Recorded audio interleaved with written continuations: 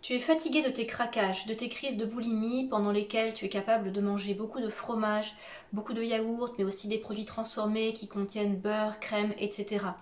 Et en même temps, tu as un petit peu peur de passer au tout végétal parce qu'on t'a rabâché qu'il fallait absolument manger des produits laitiers tous les jours pour avoir suffisamment de calcium et pour avoir une alimentation équilibrée. Alors qu'en est-il vraiment? Aujourd'hui, je vais te montrer, j'aimerais t'aider à prendre conscience que le fait d'arrêter tous les produits laitiers va t'aider à sortir des troubles du comportement alimentaire. Alors reste avec moi jusqu'au bout de cette vidéo si tu veux tout savoir à ce sujet. Je t'invite dès maintenant à télécharger ton livret de 20 recettes végétales gratuit. C'est un livret qui contient des recettes très riches en sucre et pauvres en graisse, qu'on appelle l'alimentation high carb low fat. Tu vas trouver le lien dans la description. Et d'ores et déjà, tu peux me laisser un petit pouce bleu vers le haut si tu apprécies ce type de contenu. Alors, faut-il devenir vegan et surtout faut-il arrêter les produits laitiers pour sortir des troubles du comportement alimentaire, de la boulimie, ainsi que pour stabiliser son poids? Alors, déjà, qu'est-ce que c'est que les produits laitiers? On va tout mettre dedans. Je ne fais pas de distinction entre les fromages et le reste, parce que je sais qu'il y a des médecins, des nutritionnistes qui prônent par exemple les fromages de brebis, les fromages de chèvre et qui mettent de côté les fromages pasteurisés et qui refusent absolument la consommation de yaourt.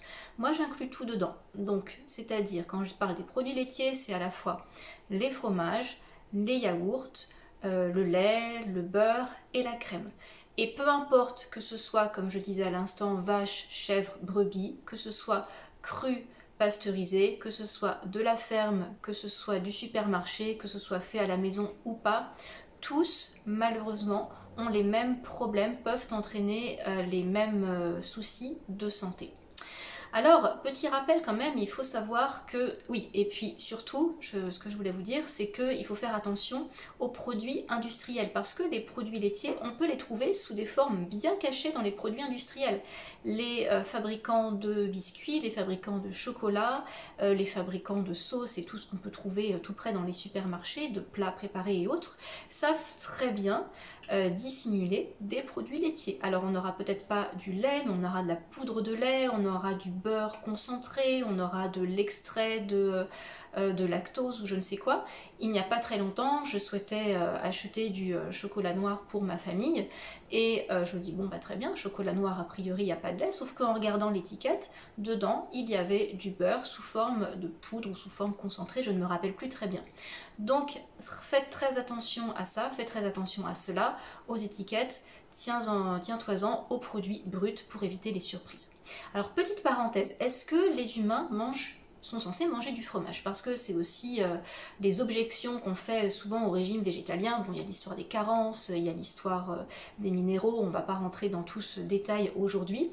Mais au niveau des habitudes alimentaires, il faut savoir que l'espèce humaine, l'Homo sapiens, est apparue il y a 300 000 ans.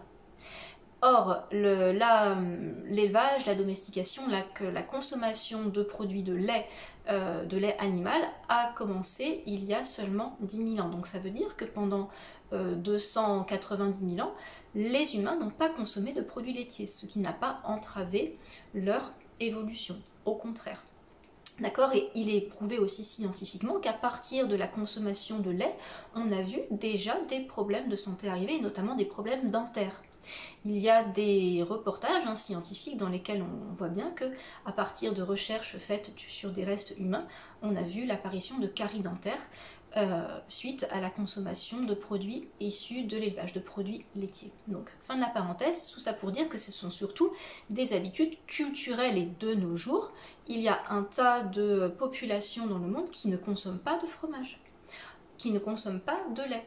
Il y a plein de pays d'Afrique où les gens mangent, alors ils ne mangent pas tout vegan parce qu'ils mangent de la viande, ils mangent du poisson, mais il n'y a pas de produits laitiers.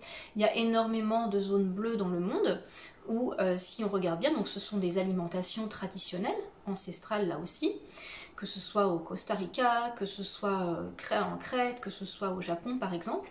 Alors il peut y avoir parfois des laitages, par exemple on va me dire le régime méditerranéen, le régime crétois, oui il y a du fromage de chèvre et de brebis, mais déjà les gens vivent dans d'autres conditions, hein, des conditions beaucoup plus proches de la nature, qui favorisent beaucoup moins le stress, ils vivent davantage en connexion avec les saisons, avec les produits qu'ils récoltent eux-mêmes, et c'est une alimentation très riche en fruits, en légumes frais, en fruits séchés, et finalement les produits animaux ne représentent qu'une petite part de leur alimentation.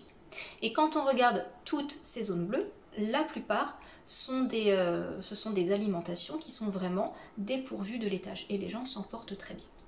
Alors on va en passer maintenant aux raisons précisément pour lesquelles je déconseille fortement et je te recommande d'arrêter les produits laitiers si tu veux sortir des troubles du comportement alimentaire.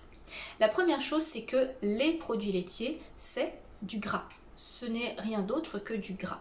Or, le corps pour fonctionner correctement, les cellules, les organes pour fonctionner correctement ont besoin de bons sucres, c'est-à-dire celui qu'on va trouver dans les fruits frais, également fruits surgelés, fruits séchés, dans les tubercules comme les pommes de terre, les patates douces, les ignames, le manioc, et les céréales complètes. C'est tout. Un petit peu de miel, un petit peu de sirop d'érable, très bien. Mais voilà, il faut de bons sucres et pas des trucs ultra transformés, et encore moins remplacer toute la part que les glucides devraient occuper. Je rappelle que les glucides devraient occuper environ 80% de notre ration quotidienne et seulement 10 à 5% de graisse et autour de 10% de protéines ajoutées. Donc il ne faut pas qu'en fait que la graisse prenne la place des glucides, parce qu'à partir du moment où tu vas manger trop de gras par rapport à la quantité de sucre que tu devrais ingérer, c'est là que les dérèglements commencent. Pourquoi? Parce que ton corps et ton cerveau ne sont pas nourris. Si le corps, le cerveau n'est pas nourri, si en plus tu es fatigué, tu es stressé, tu as besoin de manger parce que tu n'es pas bien, tu vas aller te pencher sur des aliments qui sont nocifs, sur des aliments gras, sur des aliments transformés, bref, sur tout ce qui entretient ton problème. Alors que les glucides sains, les glucides bruts, vont te nourrir et en plus t'aider à te soigner. Parce que oui, les fruits frais, les tubercules sont des aliments qui soignent. Alors le problème aussi avec ce gras, c'est qu'il va noyer ton foie. Or ton foie, il a besoin de tout sauf de gras. Le foie déteste le gras. Il peut en gérer une petite quantité, mais lorsque le foie est surchargé, il devient vraiment malade, stagnant. Il ne te protège plus, son système immunitaire est déréglé, ce qui influe ensuite sur le système immunitaire en général. Et c'est là que d'autres dérèglements peuvent commencer. Alors deuxième raison, c'est que les produits laitiers sont des nourritures pour les virus, les bactéries, les pathogènes qui eux-mêmes se nourrissent de métaux lourds. Je l'ai déjà évoqué souvent au sujet des troubles du comportement alimentaire. Les troubles du comportement alimentaire sont liés à la présence de métaux lourds combinés à des virus. Et donc là je ne vais pas faire de démonstration scientifique. De toute façon, si tu cherches une caution scientifique pour toutes les raisons que j'expose ici, tu peux aller te documenter auprès du rapport de Colin Campbell. Il y a le livre du Dr Greger, How Not to Die. Il y a toutes les publications du Dr Barnard, c'est vraiment assez facile à trouver. Et donc ce sont des médecins, ce sont des scientifiques, hein, ce ne sont pas des personnalités comme ça, des charlatans ou je ne sais quoi. Ce sont des scientifiques, il y a des études qui le montrent. Donc les laitages entretiennent les colonies de virus, bactéries. Et indépendamment des troubles alimentaires, c'est tout ce qui peut entretenir aussi les problèmes digestifs. Quand on a un système digestif, un intestin bien nourri au lait, au fromage et autres, on peut avoir de la prolifération bactérienne, de la constipation, on peut avoir des gaz, des ballonnements, le côlon irritable, on peut avoir vraiment beaucoup de choses. Et lorsqu'on arrête les produits laitiers, de toute façon, on se rend compte au bout de quelques semaines que ça va beaucoup mieux. Et sincèrement, si la plupart des gens sur cette planète cessaient, surtout dans l'Europe occidentale, aux États-Unis, cessaient de consommer des produits laitiers, il y aurait beaucoup moins de maladies métaboliques, de maladies actuelles, comme les problèmes cardiovasculaires, comme le diabète par exemple, et les hôpitaux seraient certainement moins engorgés. Voilà, donc après je te laisse réfléchir à tout cela. Autre point, quatrième point, c'est que les produits laitiers sont riches en hormones animales. Le lait de la vache est fait pour nourrir le veau, le lait de la chèvre est fait pour nourrir le bébé chèvre. le lait de la brebis est fait pour nourrir le petit de la brebis et ainsi de suite. Ils sont faits pour nourrir des animaux qui ne sont pas nous. Alors évidemment, dans des conditions exceptionnelles, je sais que les populations dans lesquelles la consommation de produits laitiers s'est développée, c'était des populations qui vivaient dans des conditions, qui vivent toujours aussi, hein, dans des conditions extrêmes, pays où il fait très froid, des régions hostiles, où on ne va pas trouver suffisamment d'aliments frais, hein, évidemment.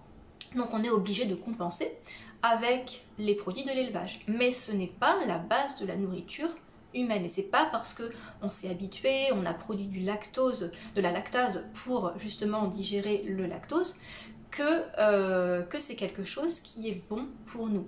Ces hormones, elles interfèrent avec nos propres hormones et on peut avoir des dérèglements d'œstrogènes, des dérèglements de progestérone et de testostérone à cause des œstrogènes qui sont présents dans les produits animaux. Cinquième point, c'est tout ce qui est mucus, mucosité, les produits laitiers. Ça, c'est quand même assez connu maintenant. Les produits laitiers sont responsables vraiment des mucus et tout ce qui est sphère ORL. Moi-même, avant, j'étais abonnée aux infections ORL plusieurs fois par an. Depuis que je ne mange plus aucun laitage, je n'ai plus de problème. Il m'arrive bien sûr, comme tout le monde parfois, d'avoir un petit peu de toux, un peu le nez bouché, mais c'est pas les horribles écoulements, les laits tout gras que je pouvais avoir avant. Vraiment, c'est le jour et la nuit. Donc pour tous les gens qui ont des problèmes respiratoires, pour tous les gens qui ont de l'asthme par exemple, on arrête les produits laitiers et les problèmes respiratoires disparaissent. Dernière chose, il y a encore beaucoup de choses hein, beaucoup d'autres arguments qu'on pourrait avancer, mais je m'en tiendrai là aujourd'hui, c'est que les produits laitiers favorisent également le développement des cancers. Ça aussi, je renvoie aux scientifiques que j'ai cités tout à l'heure. Les produits laitiers sont fortement, la consommation de produits laitiers est fortement reliée à la croissance des cancers du sein, cancer des ovaires, cancer de la prostate, cancer des testicules, cancer de l'utérus. Donc ça aussi, il y a beaucoup d'études qui montrent le rapport entre les deux. Alors, comment faire maintenant? Parce qu'évidemment, je vais te donner quelques pistes pour te débarrasser des produits laitiers. La première chose, c'est que tu dois consommer des produits bruts. Donc produits bruts, faire très attention, comme j'ai dit tout à l'heure, aux étiquettes. Et là, on ne fait pas seulement, là si on a besoin de se soigner, on ne fait pas seulement du « je deviens vegan ». On adopte une alimentation végétale mais propre, pure, à partir de produits non transformés. Là, on parle d'un problème de santé. Donc on a besoin d'une alimentation qui soigne. Les fromages, les yaourts de soja, les yaourts de coco, tout ça, ça peut être utilisé de temps en temps comme béquille, mais ce n'est pas ça qui va soigner. Et encore attention, parce que les fromages vegan qu'on va trouver dans les supermarchés, dans les supérettes, bon, il y en a dont la composition est à peu près correcte, encore qu'il y a toujours des levures, il peut toujours y avoir des additifs hein, qui sont vraiment pas recommandables, mais il y en a qui sont un ramassis d'huile végétale variée, d'arômes, de conservateurs, enfin c'est pire. À ce moment-là, vaut mieux carrément manger un fromage classique parce que en fait c'est encore pire de manger ce type de fromage. Donc tant pis pour la pizza, hein, on va pas faire une pizza avec du fromage vegan, on va faire une pâte maison, on va mettre juste de la tomate, des olives, des champignons et puis voilà, en bas c'est tout. Où on mange une belle assiette de pommes de terre avec pareil plein d'herbes, un petit peu d'olives, des tomates, des artichauts, bref ce que tu veux, mais pas de fromage, pas de substitut, ça ne va pas t'aider et ça va ne faire qu'entraîner, que faire perdurer tes addictions. Pareil avec les yaourts de soja, il y a beaucoup de gens qui sont allergiques au soja parce que le soja est trop lourd. Le soja est quelque chose de beaucoup trop lourd, de trop gras à digérer, trop protéiné. Et souvent aussi ces yaourts de soja peuvent être issus de produits qui sont OGM, du moins avec des croisements OGM, donc vraiment si tu cherches à guérir, mets-les de côté parce que ça ne va pas favoriser ta guérison et ça ne va pas améliorer non plus ta digestion. Donc la deuxième chose, c'est de se caler avec suffisamment de glucides, comme je l'ai dit tout à l'heure. Fais-toi un petit déjeuner de fruits frais, un gros smoothie de fruits frais avec un peu de verdure. Tu peux rajouter des fruits séchés, tu peux rajouter du miel, tu peux rajouter un peu de sirop d'érable pour sucrer. Mange des flocons d'avoine au petit déjeuner, mange des pommes de terre, mange même du riz complet, mange des patates douces. Mais vraiment, il faut des glucides avec pas ou très peu de graisse. jamais de graisse le matin du moins. Et ça au moins ça va t'aider, ça va te caler parce que ce sont des aliments qui soignent. Et à partir du moment où le foie est nourri, où le cerveau est nourri, on a moins besoin de se jeter frénétiquement sur tout ce qui est gras et salé comme le fromage par exemple. La troisième chose que tu peux faire, c'est d'introduire dans ton quotidien le matin un grand jus vert. Donc jus vert avec des verdures mélangées type céleri, on met un petit peu de pommes, épinards, ça peut être le chou kale, ça peut être du concombre. Un jus comme ceci, ça peut être aussi le jus de céleri branche pur ou le jus de concombre pur parce que ce sont des jus qui soignent, qui vont apporter plein de sels minéraux. Et ces sels minéraux, donc ils vont apporter comme leur nom l'indique, hein, donc des sels minéraux, ils vont apporter du sodium, ils vont apporter du silicium, vraiment énormément de choses, aussi des acides gras qu'on a dans les feuilles vertes. Mais, et surtout, donc, le fait de consommer des sels minéraux sous cette forme, ça va t'éloigner des envies de manger des choses salées comme le fromage. Et j'ai vraiment eu des retours d'expérience avec des clientes qui m'ont dit bah, quand je fais mon jus le matin, j'ai beaucoup moins envie de manger n'importe quoi dans la matinée et ensuite dans la soirée. Donc, c'est que ça nourrit, c'est que tout simplement, ça fonctionne. Le corps reçoit ce dont il a besoin. Et lorsque le corps reçoit ce dont il a besoin, il ne va pas chercher les crasses. En plus, ces sels minéraux, les acides gras qu'on va trouver dans les verdures vont également aider à stabiliser ton système nerveux, si bien que tu auras plus de facilité à répondre à tes problèmes émotionnels. Si tu es dans une situation émotionnelle difficile et que tu as l'habitude de compenser par la nourriture, eh bien justement, tu vas pouvoir être plus raisonnable et être plus équilibré et ne plus réagir uniquement en te gavant d'aliments qui vont te faire du mal. Alors voilà pour aujourd'hui, j'espère que cette vidéo t'aide et te permet de prendre conscience de l'importance de supprimer les produits laitiers de ton alimentation si tu as besoin de te sortir des troubles du comportement alimentaire et de la boulimie. Si tu es motivé, déterminé maintenant, si tu veux retrouver ta santé, ton énergie, ne plus avoir honte de toi et de ton corps, n'hésite pas à prendre rendez-vous avec moi pour un entretien gratuit. Nous verrons si l'un de mes programmes d'accompagnement te convient. Je te laisse toutes les infos dans la description. N'oublie pas également de poser tes questions et tes commentaires, je me fais toujours un plaisir de les lire et d'y répondre. J'ajoute que je suis disponible aussi en consultation individuelle, donc là aussi je te laisse les infos dans la description. Et enfin, tu peux me retrouver sur les réseaux sociaux, sur Instagram et demander à rejoindre le groupe Facebook Enfants Libres. Je te souhaite une très belle journée et te dis à bientôt. Bye bye!